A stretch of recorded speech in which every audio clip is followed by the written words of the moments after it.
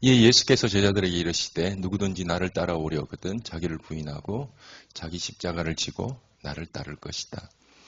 상당히 부담스러운 또 본문이기도 하고 또 부담스럽지만 또 우리 기독교의 또 가장 핵심적인 내용이기도 합니다. 예수님께서 하늘의 영광을 버리시고 이 땅에 오셨죠. 그리고는 영적으로 무지한 사람을 가르치고 그리스도 안에 있는 사람들에게 자유를 선포하고 또 어둠에 묶여있는 자들을 하나님께서는 풀어내시고 회복시키는 사역을 하셨죠. 그리고 가르치고 선포하고 고치시는 사역을 예수님께서는 하셨단 말이에요. 근데 이렇게 좋은 일을 예수님께서는 하셨는데 이 예수님에 대해서 인류가 했던 행동은 예수를 못 박아 죽이는 것이었습니다. 이 일에 대해서 어떤 신학자는 이렇게 얘기합니다. 이건 있을 수 없는 일이다. 예수님이 무슨 잘못을 했고 범죄한 사실도 없고 사기친 일도 없고 설령 어떤 나쁜 짓을 했다고 해도 이 일은 사형받을 만한 일이 아니다. 이런 일은 있을 수 없다라고 어떤 신학자는 고백했습니다. 이것이 인류가 한 일이죠. 예수님께서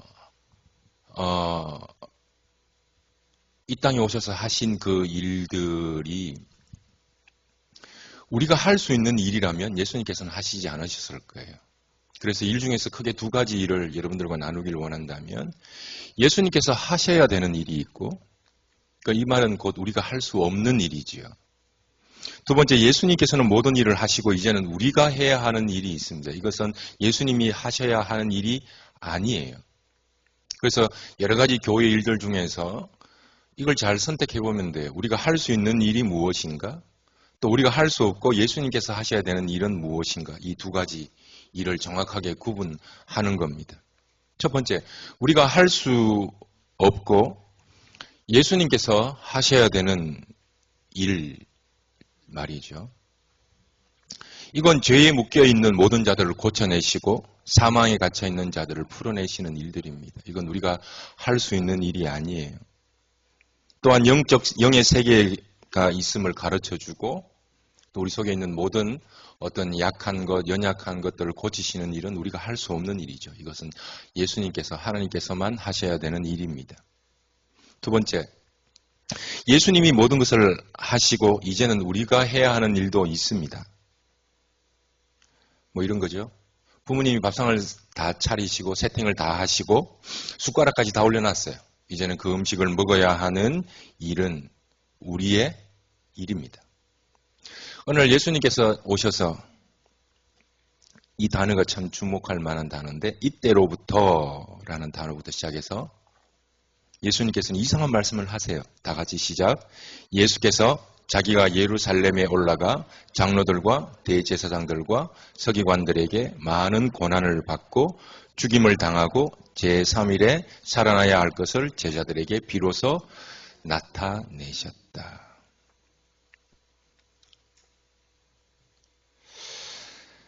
이 일에 대해서 베드로는 이해할 수가 없었던 것 같아요. 예수님의 수제자는 이해할 수 없었던 것 같아요. 그래서 이렇게 얘기합니다. 베드로가 예수를 붙들고 항변하여 주여 그리 마옵소서 이 일이 결코 주께 미치지 아니하리이다. 예수께서 돌이키시며 베드로에게 이르시되 사탄아 내 뒤로 물러가라. 너는 나를 넘어지게 하는 자로다. 내가 하나님의 일을 생각하지 아니하고 도리어 사람의 일을 생각하는도다. 그리고는 유명한 말씀을 하시죠. 다 같이 시작. 이에 예수께서 제자들에게 이르시되 누구든지 나를 따라오려거든 자기를 부인하고 자기 십자가를 지고 나를 따를 것이다.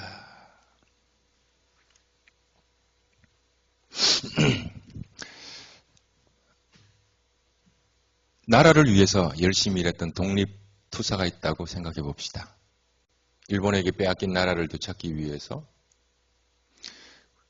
많은 일들을 하셨는데 그 많은 일들 중에서도 특별히 무엇인가를 포기해야 했던 그분들의 삶을 돌아보면 가슴이 참 많이 아파요. 보고 싶은 사람을 보지 못하는 그걸 포기하는 거잖아요. 가족들을 포기하는 거잖아요. 내 나라, 내 조국, 내 부모님이 사는 나라를 되찾을 것이다. 왜? 그게 당연하니까. 아마 그 일을 했을 겁니다. 그런데 처참하게 죽임을 당하고 찢김을 당하고 고난을 받았지요. 사람들은 독립을 위해서 열심히 일했던 그분들을 인정하고 존경해요. 국가가 존경하고 그 독립투사들 자녀들에게 여러 가지 혜택, 만족스럽지는 않지만 여러 가지 혜택을 줘요. 자기가 자신을 부정했지만 나라는 인정해주고 사람을 인정해준단 말이에요. 그런데 일전에 한번 드렸던 말씀처럼 이중부정이라는 단어를 여러분들과 나누기를 원하는데, 나라를 위해서는 일했던 사람들은 사람들이 인정을 하고 존경을 하고 칭송을 합니다. 그런데 주를 위해서 살아가는 것은 이와 정반대의 일이다 라는 말씀을 드리고 싶은 거예요. 자기가 자기 자신을 부정해야 되지만 사람들은 열심히 교회 일을 했다고 하면 개죽음 당했다, 쓸데없는 짓을 했다라고 말을 합니다. 내가 하나님을 위해서 나의 삶을, 내 시간을, 내 권리를 포기하면 세상 일은 인정을 해주지만 회사에서도 내가 열심히 일하면 인정해 주잖아요. 돈으로 인정을 해주잖아요. 직책으로 인정해 주잖아요. 근데 교회는 내가 나를 부정해야 하고 또 사람들도 나에게 나를 부정합니다. 왜 그런지 됐냐고. 예수 그리스도를 따른다는 건 이런 무거운 이야기입니다. 내가 나를 부정하고 세상이 나를 부정해야 하는 이야기. 제가 사역을 나가고 첫 사역이라고 생각합니다. 그 교회가 무너지기 일보 직전 교회였습니다. 이 교회는 아이들을 위해서 성경학교를 하고 싶다고 말을 했습니다. 근데 그러지 말라고. 일 벌리지 말라고. 그냥 조용히 있다가 가시면 된다고. 안 된다고. 이 교회를 살리는 방법은 살리지 말라고. 다른 교회 합병해야 되니까 살리지 말라고. 아니라고. 이 교회는 이 교회만의 비전이 있다고.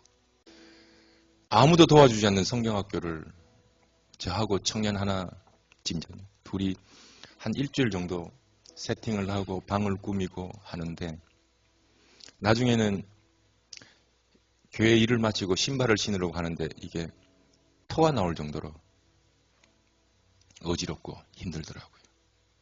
근데 그 교회의 역사상 한 번도 일어나지 않았던 그 아이들, 동네에 있는 아이들이 다 찾아온 것 같은 거예요. 그래서 성경학교를 마치고 그 청년하고 저하고 둘이 있는데 둘이 얼굴 보면서, 왜 끝나고 나면, 어제 같은 경우에도 끝나고 나면 수고했다고 밥도 해주고 차려주고 고기도 구워주고 막 이러면서 위로를 받잖아요. 둘이 딸랑 둘이 앉아가지고 청소를 다 해야 되는데, 그 청년은 코피가 나기 시작하고 얼굴이 벌써 이제 어제 사무엘 집사님 같은 얼굴을 하고 벌벌 떨면서 더 이상 움직이면 난 죽어, 이 표정으로 하고 있는데, 둘이 얼굴을 보고 눈물이 왜 눈물 났을까요? 억울도 이런 억울함이, 세상이 이런 듯한 억울함이 몰려와야 되잖아요. 아무도 도와주지 않고. 제가 그때 전도사 사례비가 25만 원, 30만 원이었는데 그 돈을 2배를 성경학교 다 밀어넣었단 말이에요. 성경학교를 마치고 두 사람 청년이 앉아서 무슨 위로입니까? 음료수 하나, 물 하나 사주는 사람이 없었거든요.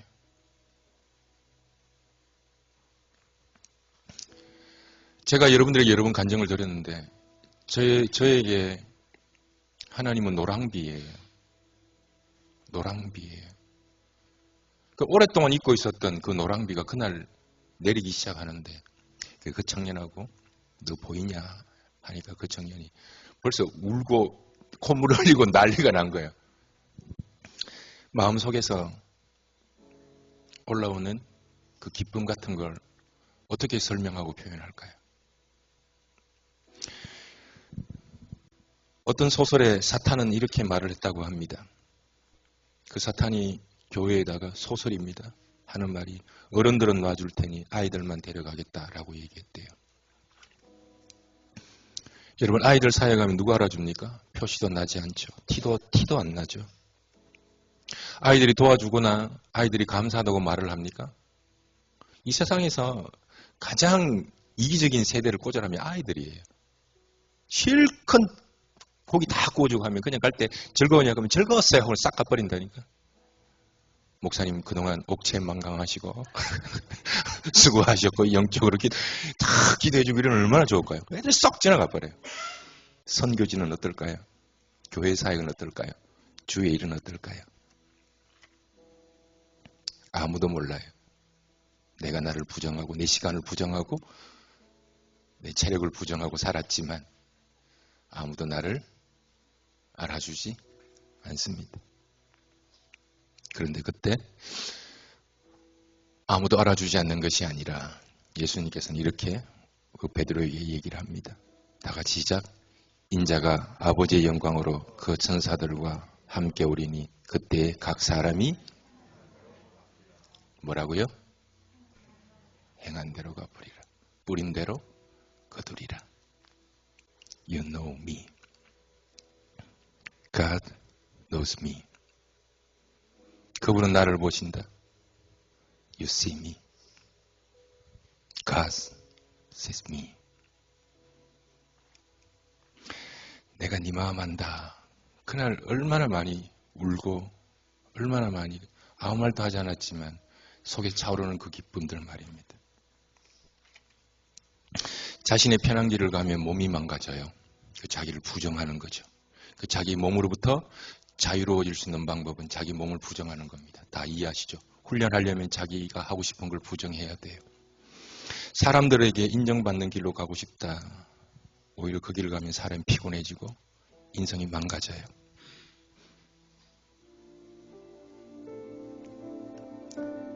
몸의 요구를 부정할 때 건강이 찾아오듯이 타자, 너에 대해서 더 이상 바라는 것이 없을 때 그때 자유가 찾아옵니다. 제가 목회를 하면서 자유로워지지 않으면 저는 목회병이라는 것에 걸려 죽어요.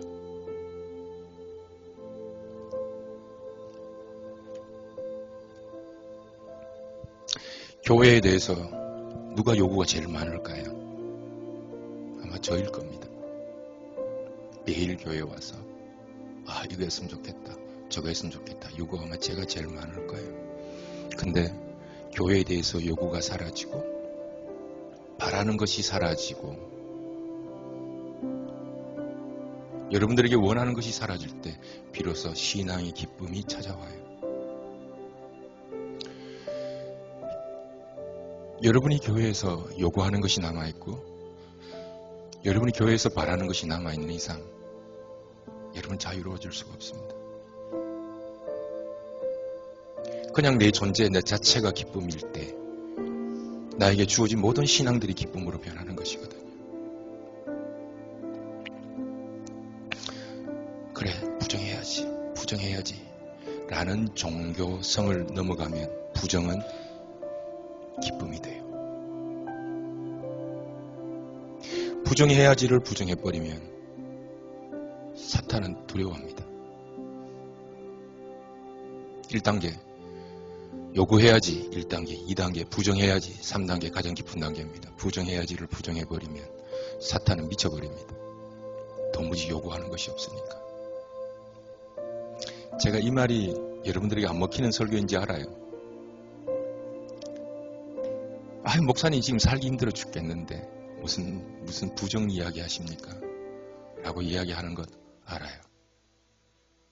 그러나 부정할 수 없는 내가 자꾸만 부정되어져 가는 그 하나님의 일들을 여러분들과 나누기를 원하는 거거든요. 마음속에 계속 부정하는 것이 정말 나를 자유롭게 만드는 거구나를 조금씩 더 알아가고 있는 단계라고 말을 할까요? 그래서 몸이 원하는 게 있죠.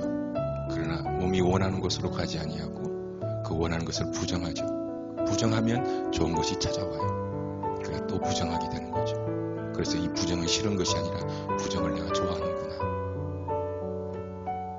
너에 대해서 점점 요구가 사라질 때, 타자에 대해서 점점 요구가 사라질 때, 그 사람 나에게 이렇게 말아줬으면 좋겠고 아내는, 남편은 나에게 이렇게 대해줬으면 좋겠다라는 그 마음이 자꾸 부정해버리고, 아 그래, 부정하고 싶은 마음,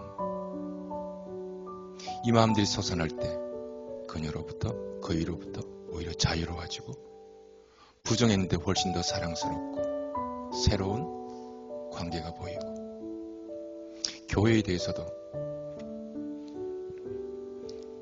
요구하는 것이 없어져요. 점점 있는 모습 그대로